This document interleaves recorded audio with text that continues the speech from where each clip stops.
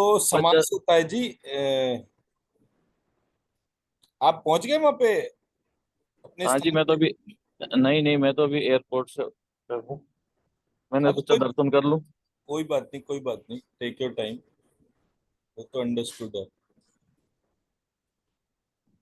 तो समास जो होता है उसमें मैं जैसे टर्म लूंगा रामेश्वरम।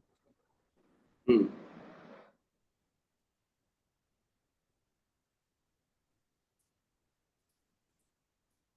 तो जब मैं रामेश्वरम लेकर चलूंगा तो इसमें दो टर्म है, एक राम है और हम्म। एक ईश्वर है। हम्म। ठीक है जी। तो जब हम्म। रामेश्वरम की स्थापना हुई तो सबसे पहले ये हुआ कि रामचंद्र जी ने शिव जी का शिवलिंग वहां पर बना और उसकी पूजा करी। तो बोले भाई इस स्थान का क्या नाम होगा। तो जितने भी लोग थे उन्होंने बोला कि भाई इस जगह का नाम रामेश्वरम रखेंगे हम। जब हम्म। उस जगह का नाम रामेश्वरम लगा तो बोले भाई इसका क्या अर्थ है। बोले जी इसका अर्थ है राम और ईश्वर। हम्म। राम और एक राम और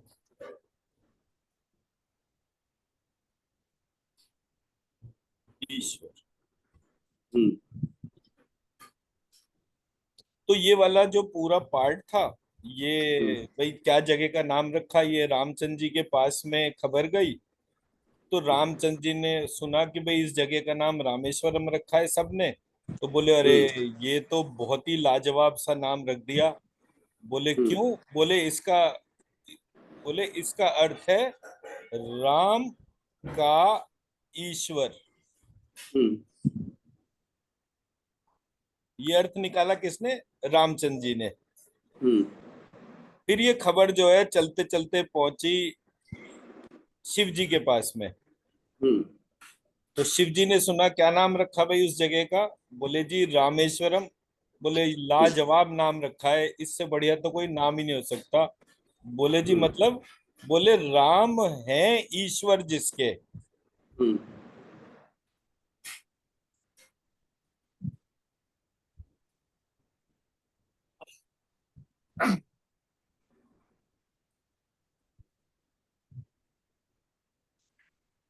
ठीक है सर।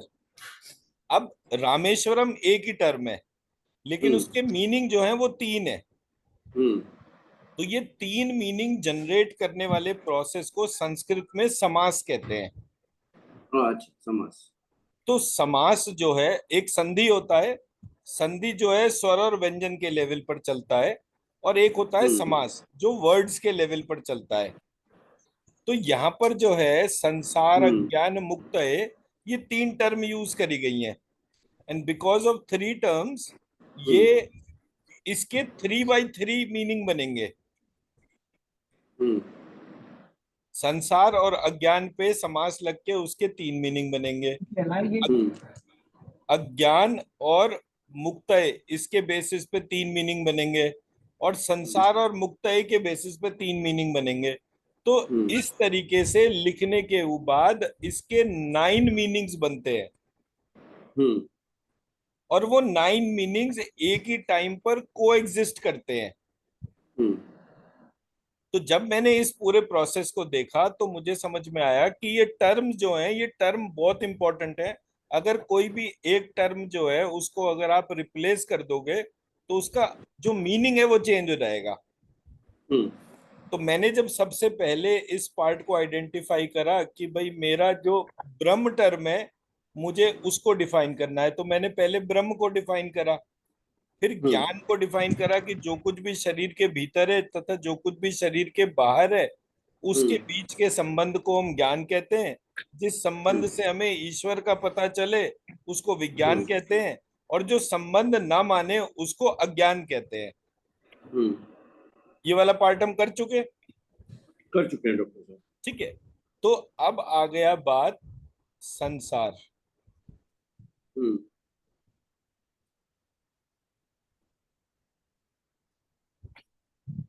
ज्ञान मुक्त है।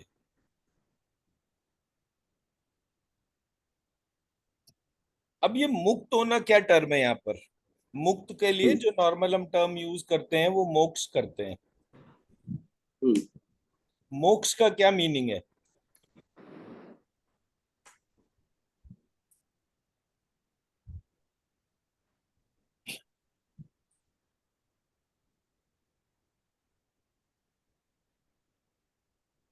moksha means liberation, no? है जी? Moksha is liberation. But liberation from what? Liberation from the cycle of birth. So how would you ensure कि the cycle of birth which you consider is same with what is written in the text?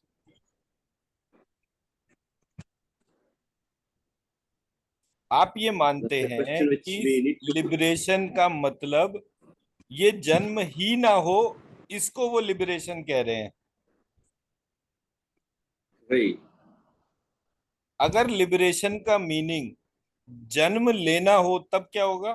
क्योंकि मैं मेरे गर्भ से मुक्ति पाता हूं। Hmm. गर्भ से मुक्ति मतलब मेरा जन्म होता है। Hmm.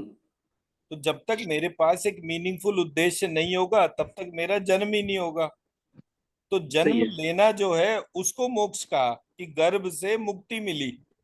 Hmm. तो हमारा जो अप्रोच है, जिस अप्रोच से हम टेक्स्ट को ऑब्जर्व कर रहे हैं और जो टेक्स्ट में टर्म लिखा हुआ है, वो दोनों में कोई कोरिलेशन ही नहीं बैठ रहा। Actually, the real मतलब होना चाहिए is freedom. मोक्ष means free, right? वही होना चाहिए ना। देखिए हमारे ना 4 पुरुषार्थ कहे गए: अर्थ, हम्म। धर्म, काम, मोक्ष। काम, मोक्ष। तो किसी ने क्या करा, मोक्ष की डेफिनेशन चेंज करी, और मोक्ष की डेफिनेशन को चेंज करने के बाद ये ऑर्डर हमारा चेंज कर दिया। हमारा पहला हम्म। जो पुरुषार्थ है वो मोक्ष है। मोक्ष का मतलब है गर्भ से हम्म। मोक्ष। गर्भ से मोक्ष का मतलब जन्म लेना। हम्म।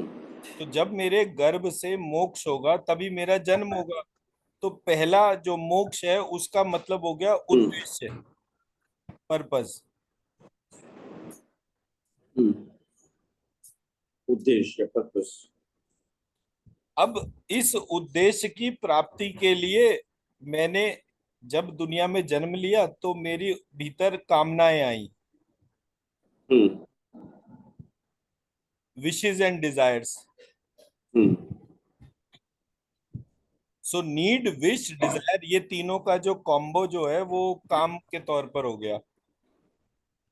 हम्म। फिर जो मेरी नीड, विश और डिजायर जो थी वो कितनी मीनिंगफुल थी, हम्म। तो मैंने मीनिंगफुल प्रोसेस को अटेन करा। तो ये हम्म। मेरा थर्ड स्टेज था, धर्म हो गया। तीसरा पुरुषार्थ। हाँ। जैसे ही मैंने वो हम्म। मीनिंगफुल प्रोसेस को अटेन करा, मुझे पता हम्म। चला कि मेरा हमेशा केवल मीनिंगफुल हम्म। पर्पस को अटेन करना, कनेक्ट करना ही धर्म है। So rightful, choosing the rightful actionable every time is called dharma. Hmm. तो हमारा जो ऑर्डर था वो क्या लिखा हुआ था? अर्थ, धर्म, काम, मोक्ष।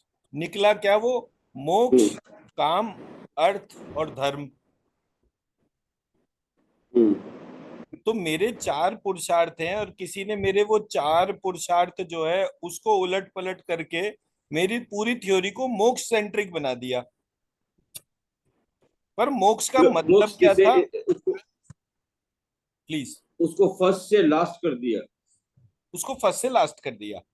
अब जो मेरा फंडामेंटल प्रोसेस था, उससे जो चेंज इन डेफिनेशन हुआ, मुझे स्पिरिचुअल जर्नी पे क्यों चलना है, हम्म तो वहां पर आ गई टर्म मोक्ष।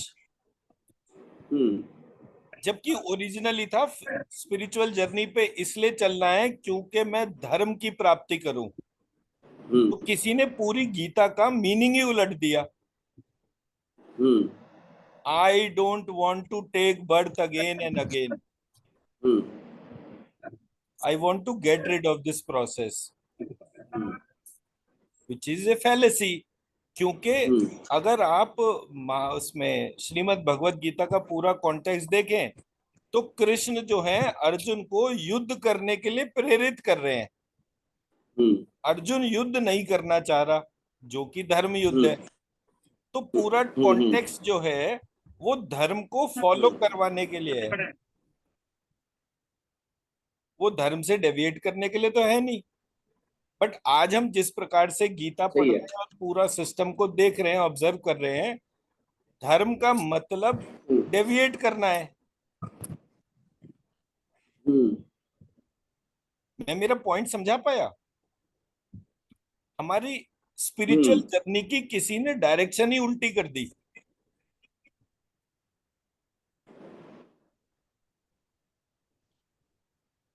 ये हमारे सारे बैरियर्स थे। जब हम बिल्कुल एक एक point deviate by us point, word by word देखेंगे तभी पता चलेगा।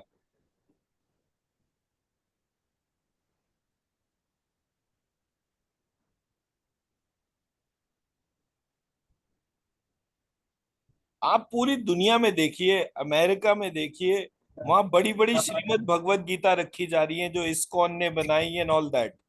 उनमें सब में ट्रांसलेशन में फंडामेंटल पर्पस मोक्ष लिखा हुआ है। हम्म क्यों पढ़ना है? ये सब मोक्ष के लिए पढ़ना है।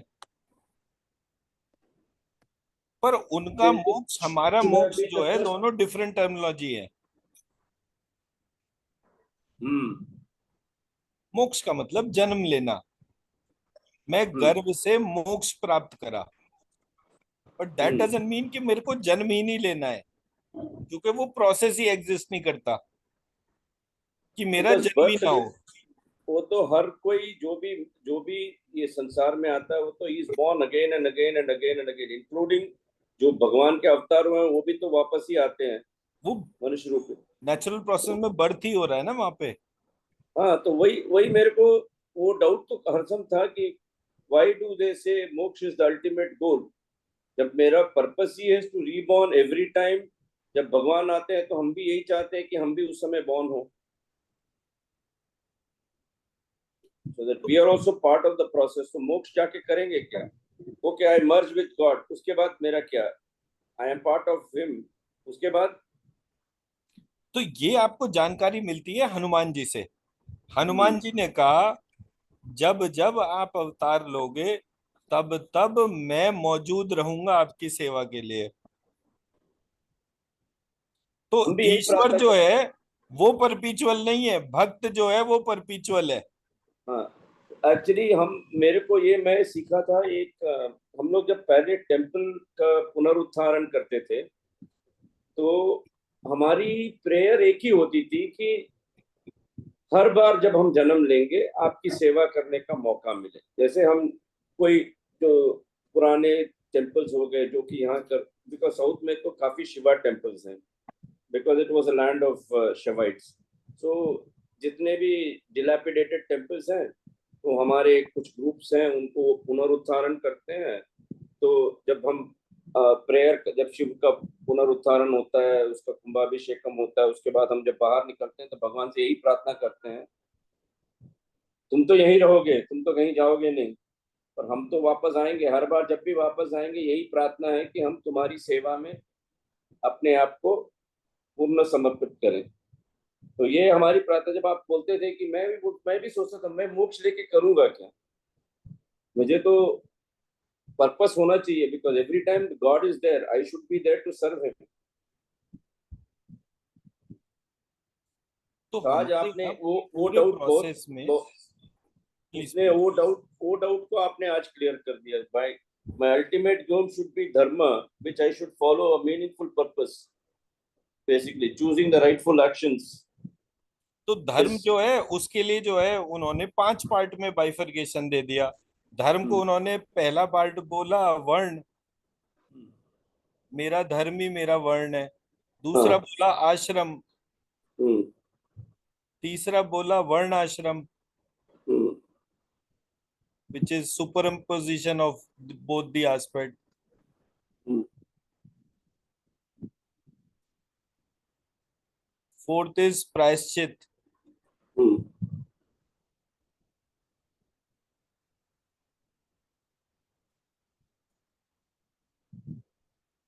एंड फिफ्थ इज गुण, हम्म अपनी यूनिक प्रॉपर्टी को आइडेंटिफाई करना। And it happens each time. So varna मतलब कि मैं कौन से वर्ण में पैदा हुआ, ब्राह्मण क्षत्रिय वैश्य शूद्र। अब आज किसी ने क्या करा, उस स्ट्रक्चर की वजह से हर वर्ण को दूसरे वर्ण से लड़ाने के लिए एक कहानी बना रखी है। वो कास्ट सिस्टम बना दिया उसको। तो वो वर्ण जो था वो एक ही लाइफ टाइम के लिए एग्जिस्ट करता था, वो हर लाइफ टाइम में वही होगा इसका कोई गारंटी नहीं था। हम्म फिर आश्रम जो है वो भी कॉन्स्टेंटली चेंज होता था, ब्रह्मचर्य क्षत्रिय वैश्य शूद्र। अब वो बड़ा सिंपल सा प्रोसेस है सर। मैंने जब एक दफे ये चेक करा, भिक्षा मांगना, हमारे यहाँ ये कहते थे ब्रह्मचर्य वाले आश्रम में भिक्षा मांगी जाती हाँ भगवती भिक्षांदेही करके बोलते थे। है ना। और वो एक वो तो अन्नपूर्णा, वो तो जब अन्नपूर्णा संवाद भी है। वो जब उपनयनम भी करते हैं ना तो उसके बच्चे के हाथ में प्लेट देख के बोलते हैं ये वाला बोलो भगवती भिक्षांदेही। तो हर कोई अपना मुट्ठी से एक चावल देता था। तो that was the first process of ब्रह्मचर्य, दैट आपको राइट। भिक्षा मांगना सिखाते थे बेसिकली। हमारे पूरे सिस्टम में मैंने जितना पढ़ने के हिसाब से देखा, हमारे यहाँ भिक्षा मांगना जो है वो था ही नहीं। हम्म उसका एग्जाम्पल कहाँ से मिलता है? उसका एग्जाम्पल मिलता है, कृष्ण के मित्र जो थे वो थे सुदामा। हम्म सुदामा ब्राह्मण थे, हम्म कृष्ण यादव थे। पहला हम्म फर्क, जब कृष्ण पूरे राजसूय अगर वो तमाम चीजें कर चुके, तब भी सुदामा निर्धन थे। हम्म कृष्ण जो है वो शादी हो गई, रुक्मिणी से शादी हो गई, उसके बाद जो है बाकियों से हुई नहीं हुई वो मुझे याद नहीं। बट वो वहां पर जो है इंसिडेंट क्या आया कि सुदामा की वाइफ जो है, अब सुदामा की भी शादी हो गई, सुदामा के भी बच्चे हो गए, वो कह रहे बच्चे कैसे पाले जाएंगे, हम निर्धन है। विच इज ए डिपिक्शन ऑफ कि वो जो सोशल स्ट्रक्चर है उसमें एम्बिगिटी थी। कृष्ण राजा थे, उस टाइम पर जो भी उनके पास जो चीज मांगने के लिए जाता था उसको वो प्रोवाइड करी जाती थी। हाँ, लेकिन सुदामा उस समय निर्धन थे, फिर भी वो कृष्ण से मदद लेने के लिए नहीं गए। तो इसका मतलब भिक्षा मांगना जो है हमारे देश का ट्रेडिशन नहीं था। अदरवाइज कोई भूखा मर रहा हो और हमारे देश में भिक्षा मांगने का ट्रेडिशन हो तो वो कभी भी जाके मांग सकता था। भिक्षा जो है वो उसके लिए वो बना, अन्नपूर्णा स्तोत्र बना, जिसमें शिव जी जो है वो अन्नपूर्णा के हिसाब से बता रहे हैं। अन्नपूर्णा स्तोत्र याद होगा आपको, मतलब मेरे ख्याल क्या से ध्यान में होगा कि उसमें वो भिक्षाम देही करके जो है वो भगवती भगवती भिक्षांदेही भगवती च भिक्षाम पार्वती। देही। ठीक है सर। सो मैंने ये भिक्षांदेही च रियलाइज, पार्वती, वो लास्ट में एंड होता भिक्षांदेही च पार्वती करके बोलते हैं। हाँ, तो यहां से मुझे ये पता चला कि कोई एक ऐसा सिस्टम था जो भिक्षा नहीं मांगता था, और एक सिस्टम था जो भिक्षा मांगता था। तो किसी ने हमारे पूरे सिस्टम में भिक्षा मांगने का रिवाज जो है ये बुद्धिस्ट जैनी इन लोगों में होता है, हमारे में भिक्षा मांगने का कोई प्रोसेस नहीं था। इवन टू एन एक्सटेंट कि जो सन्यासी सिस्टम था जिसमें शंकराचार्य वगैरह पार्ट थे, उनके यहाँ भी भिक्षा मांगने की प्रक्रिया जो है वो रिचुअलिस्टिक ज्यादा थी, एक्चुअल उसमें नहीं थी। क्योंकि अगर वो शंकराचार्य जो है वो भिक्षा मांगने के लिए गए और उन्होंने एक लेडी को देखा कि उसके पास पहनने को भी पूरे कपड़े नहीं है, लेकिन फिर भी वो हाथ बढ़ाकर 2 सूखे आंवले घर के जो है वो दान देने की प्रक्रिया पे थी है। तो शंकराचार्य ने वहां पर कनक धारा स्तोत्र बोला, और चारों हम्म, तरफ सोने की वर्षा हो गई। हम्म, तो भिक्षा कौन मांग रहा है? भिक्षा वो मांग रहा है जो सर्व समर्थ है। तो विच हम्म, मीन्स कि it is the ritual, hmm, it has nothing to do with. एक व्यक्ति को ब्रह्मचर्य आश्रम में भिक्षा मांगने के लिए इसलिए भेजा जाता है ताकि वो पूरे जीवन भर कभी भिक्षा मांगने के बारे में ना हम्म, सोचे। हम्म, क्योंकि अगर उसका ध्यान इस बात के ऊपर रहेगा कि कुछ नहीं करेंगे, भिक्षा मांग के खा लेंगे, तो वो पूरे जीवन भर मेहनत ही नहीं करेगा। तो उसको एज ए रिचुअल भिक्षा मांगने के लिए इसलिए भेजा जाता था ताकि वो समझे कि भिक्षा मांगना कितना डिफिकल्ट टास्क है और इसमें कितनी डिसरिस्पेक्ट होती है। हम्म, उस डिसरिस्पेक्ट को कभी मतलब पूरे जीवन भर के लिए याद रहे, इसलिए उसको भिक्षा मांगने के लिए भेजते थे। भूखे हैं, खड़े हुए हैं, कोई आया नहीं, भिक्षा मिली नहीं, तो ये पूरा प्रोसेस था। बाद में it became a ritualistic, from ritual it became to a need based practice, because ये बुद्धिस्ट और जैनी ने शुरू कर दी थी। और क्योंकि बुद्धिज्म और जैनिज्म में इस तरीके की चीजें थी जो कि लोगों को उस पार्ट पे ऑब्स्ट्रक्ट कर रही थी, तो नेचुरली वो पूरा पार्ट चेंज हो जाएगा। हम्म, तो हमारे को सब्जेक्ट को कॉन्टेक्चुअली चेक करना है, उसकी रेलेवेंस चेक करनी है, उसके बाकी एस्पेक्ट पे चेक करना है, तब हमें प्योर मीनिंग पता चलेगा।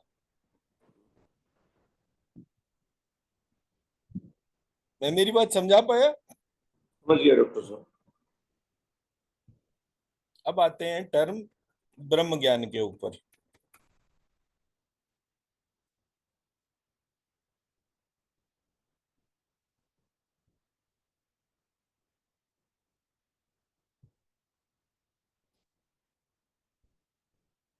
अब ब्रह्म ज्ञान में हमारा समास लगा हुआ है, तो इसका पहला मीनिंग क्या बैठेगा?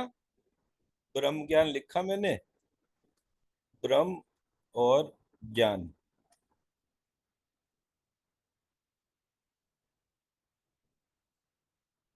सो ब्रह्म और ज्ञान पहला मीनिंग। दूसरा मीनिंग ब्रह्म का ज्ञान। और तीसरा मीनिंग है ब्रह्म है ज्ञान जिसका।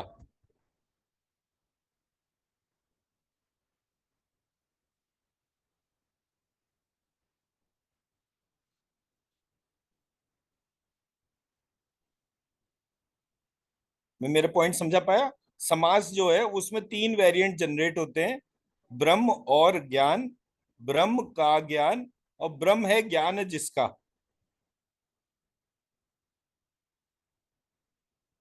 सो जब हम इस टर्म को इस प्रकार से समझते हैं, यानी कि पहले वाले में और गेट है,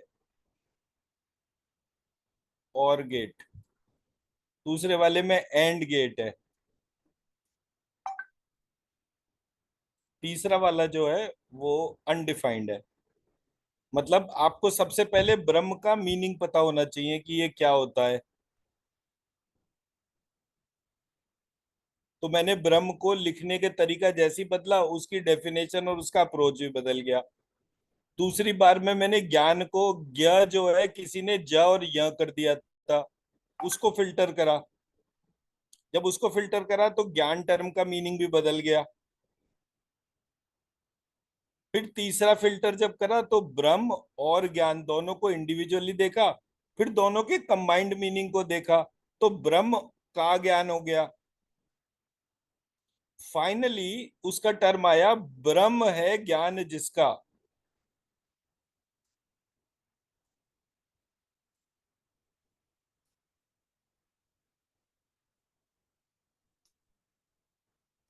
मतलब जिसको हर टाइम पर इस क्रिएटिव मॉडल को देखने की आदत पड़ जाए, जिसको और कुछ दिखे ही नहीं, वो फंडामेंटल ब्रह्म ज्ञान है। और ये फंडामेंटल ब्रह्म ज्ञान जो है, इसको अगर आप ध्यान से ऑब्जर्व करें तो ये विराट स्वरूप है। एक विराट स्वरूप दे रखा है श्रीमद् भगवत गीता के अंदर 15 चैप्टर। एक विराट स्वरूप दे रखा है दुर्गा सप्तशती चैप्टर 2, ओ सॉरी चैप्टर 1, जहां पर उन्होंने डिस्क्राइब करा कि वो कौन है जिसके बाद ये विराट पुरुष सो रहा है और फिर भी पूरा प्रोसेस चल रहा है। तो वहां पर जो है वो एक उसको महाकाली या महासती बोला है और एक तरफ जो है उसको महाकाल बोला है। तो ऐसे करके जब मैंने पहली बार वो इमेज देखी तो मैंने कहा अरे ये तो मेरे रेफरेंस में ही है इमेज। तो मैंने उस क्या करा, मैंने अपने 9 चक्रास डिफाइन करे, उसको जैसे मैं वो स्नेक वाला स्ट्रक्चर बनाता हूँ वैसे बनाया, और उसी तरीके से उस विराट स्त्री पुरुष को जोड़कर उसके 9 चक्रा बना दिए और अपने 9 चक्रा को उनके 9 चक्रा में मर्ज कर दिया। जैसे ही मर्ज करा वो मेरी ब्रह्म ज्ञान का सबसे ब्यूटीफुल कॉन्सेप्ट था, जिसको कि मैंने बोला कि ब्रह्म है ज्ञान जिसका।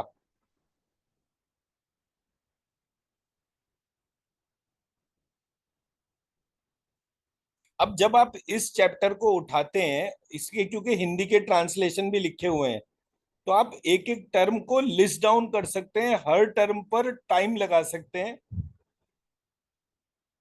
और उसमें अगर कोई वेरिएशन है तो उस वेरिएशन को देख सकते हैं, तब ये चैप्टर धीरे धीरे पकड़ में आएगा। अब यहां पर क्या हुआ है,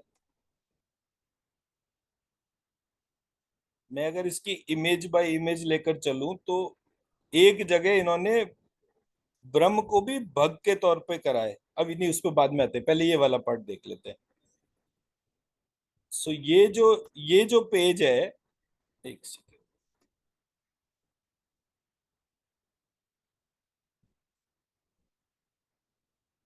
ये यहां से शुरू होता है, ये पेज देखिए।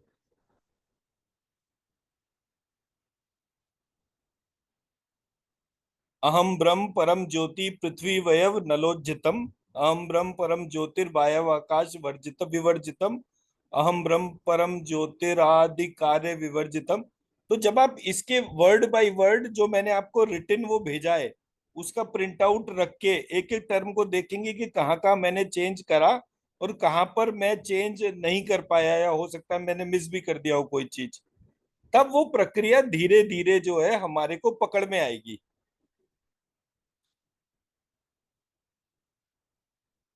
ऊपर वाली लाइन देखिए, अहम ब्रह्म परम ज्ञान समाधिर बंध घातका चिरमानंदकम ब्रह्म सत्यम ज्ञान मनंतकम।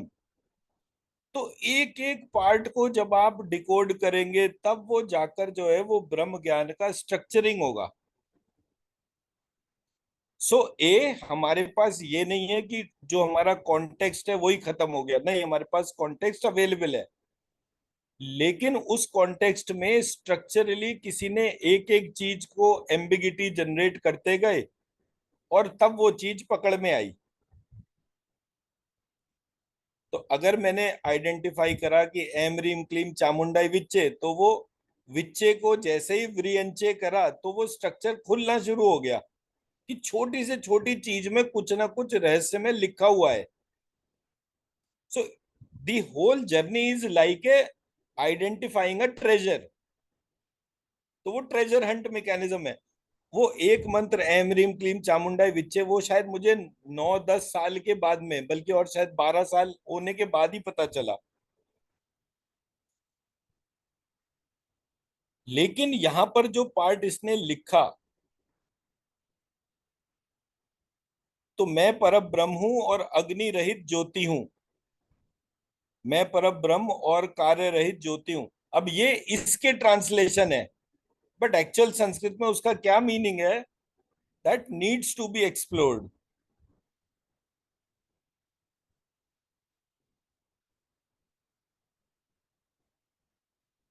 लेकिन अगर ये बिल्कुल सही है, मतलब जैसे मैंने वो ट्रांसलेशन जो करे हैं उसके, वो ट्रांसलेशन कर रहा हूं, मैंने जो करेक्शन कर रहे हैं, अगर ये बहुत सही है, आप इसकी ऊर्जा उठाइए और किसी भी व्यक्ति को जिसको पैरालिसिस है या ऐसी चीजें हैं कि जहां पर दिमाग नहीं खुल रहा, उस जगह उस व्यक्ति पे ऊर्जा डालते ही उसकी चैतन्यता बदल जाएगी।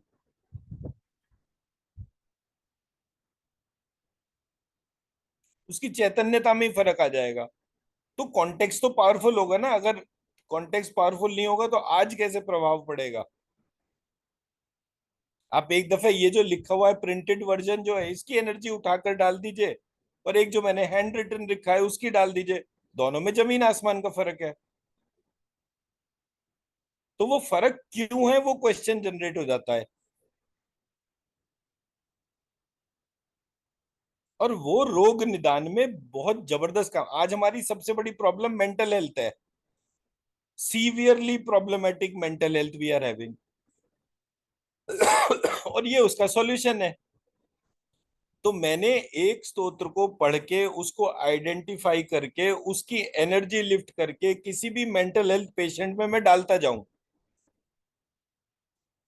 तो चाहे वो पैरालिसिस का हो, चाहे वो ऑटिज्म का हो, चाहे वो एल्जाइमर का हो, चाहे वो किसी स्पिरिटेड एनर्जी का हो, वो वहां पर जैसे ही एनर्जी स्टेबलाइज होना शुरू होगी, एब्जॉर्ब होना शुरू होगी, वो ट्रांसफॉर्मेशन आ जाएगी।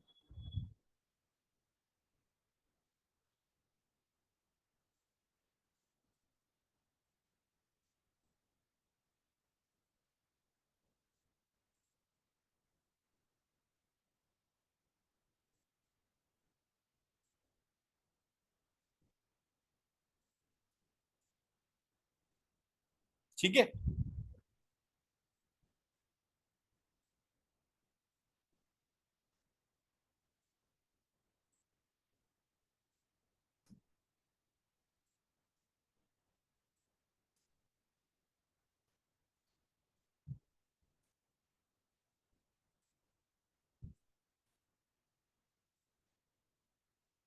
अब ये जो कमांड्स यहाँ पर लिखी हुई हैं, इन कमांड्स को जब मैं आइडेंटिफाई करता हूं तो मुझे पता चल रहा है ये बिल्कुल वैसे ही है जैसे कि कोई कंप्यूटर को आपने एक तरीके से रीइंस्टॉल करने के बाद ऑन करा।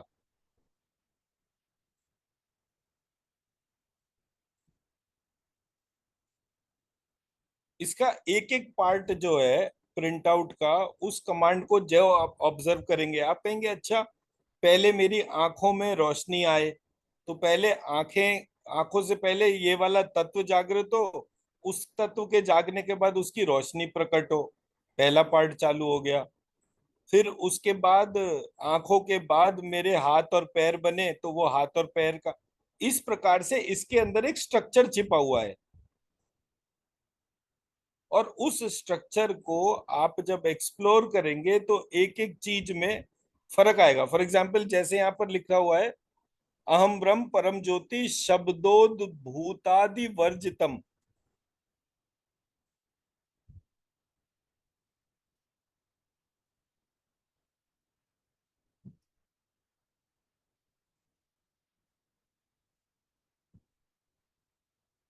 अब अगर मैं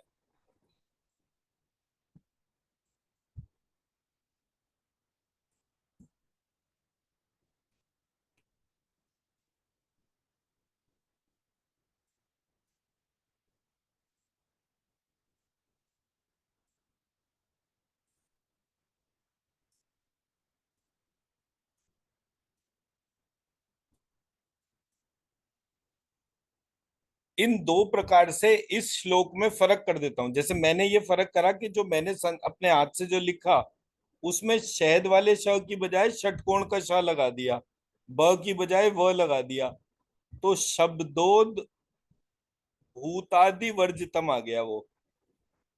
तो मेरे वाला शब्द लिखने का मतलब है विचार। विचार में उद्बोधित होने वाला उस प्रक्रिया को जागृत कर रहा है। शब्द साउंड से वो मैनिफेस्ट ही नहीं होता। तो मैं विचार के माध्यम से आत्मा को बार बार लक्षित कर रहा हूं यहाँ पर। ये विचार किसका लक्षण है? बोले आत्मा का लक्षण है। तो ऐसे करके आपको इसको करना पड़ेगा। इसको कल जब शुक्ला जी आ जाएंगे क्लास में तब एक दफे दोबारा करेंगे, क्योंकि अभी तो वो एयरपोर्ट पे बैठे हैं। तो एंड ये हमारा बेस मान लीजिए, मतलब इस पूरे स्पिरिचुअल जर्नी का जो बेस जो है वो सिर्फ ये वाला एक चैप्टर है। इसको हम जितने बार भी रिकॉल करेंगे उतने बार ही इसका पूरा प्रोसेस मिराक्युलसली चेंज होगा।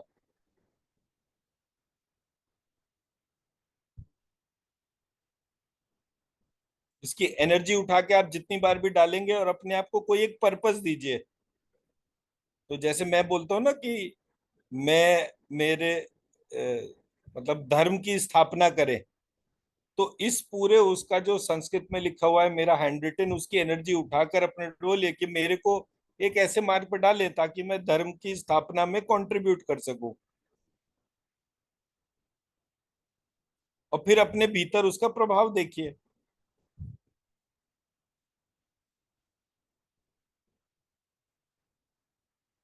आप म्यूट है सर। मैं कल ऑलरेडी ट्राई कर चुका हूँ डॉक्टर साहब। जी। It is affecting not only the gross body but the causal as well as the subtle body. मैं अपने आप को उस विराट स्वरूप का स्वरूप देखता हूँ एक्चुअली। जब मैं इसको उठा के अपने अंदर आपका जो लिखा हुआ डालता हूँ तो मेरे अंदर उतनी ऊर्जा आती है कि मैं सोचता हूँ कि nothing is impossible for me to achieve. तो जब भी ऊर्जा आए तो तुरंत जो है वो अपने परिवार को, अपने पितरों को, अपने गोत्र के ऋषि को, उन सबको आपने हील करना है। हाँ ठीक है।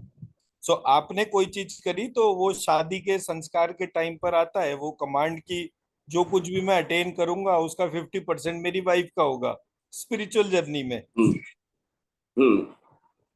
तो जब आप हीलिंग मतलब एक हायर ऑर्डर की एनर्जी को उठाकर अपने अंदर डाल रहे हैं तो सबसे पहले आपको अपनी वाइफ को हील करना है। उसको एक प्रोटोकॉल मान लीजिए आप। वाइफ को हील करने के बाद फैमिली को हील करना है, पेरेंट्स को हील करना है। उसको मानने के बाद फिर अपने गोत्र में जितनी भी फैमिलीज हैं उस ऋषि को हील करके उन सबको हील करने के लिए करना है। फिर ये जो आपकी एक्सटेंडेड फैमिली है इस सब में जितने भी पितर हैं उनको हील करना है, और फिर इस राष्ट्र को हील करना है। ये कल मैं नहीं किया था बट ये जरूर करूंगा। आज आज जब बैठ के फिर से करूंगा तो उसको आई विल डू दिस। तो जब आप इस प्रकार से करना शुरू कर देंगे फिर आप बिल्कुल क्या करेंगे, बोले बंद करो नौकरी, मैं अपना ही काम करूंगा, अब मुझे कुछ नहीं जाना, यहीं बैठ कर ये करना है सारा कुछ। फिर आप बैठ जाएंगे। फिर वही करूंगा। ये वही जो करूंगा डॉक्टर। फाइनेंशियल फियर वाला जो पार्ट है ना वो अलग हट जाएगा। क्योंकि हम्म। जिसने हमें पैदा करा है पालने की जिम्मेदारी उसकी है। जिसने हमें पैदा करा है पालने की जिम्मेदारी उसकी है। हमारा काम हमारा कर्म करना है। तो मेरे आश्रम जो वर्ण और आश्रम के हिसाब से जो मेरा कर्म बैठता है मुझे उसको परफॉर्म करना है। उसका काम है मेरे को मेंटेन करना, मेरे हर एक नीड्स के हिसाब से पूरा करना। तो वो सारा होता है।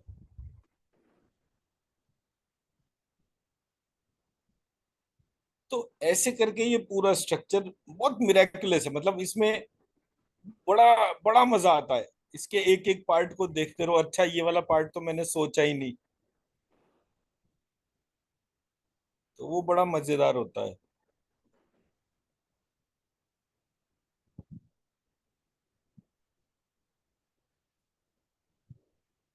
तो इसलिए जो है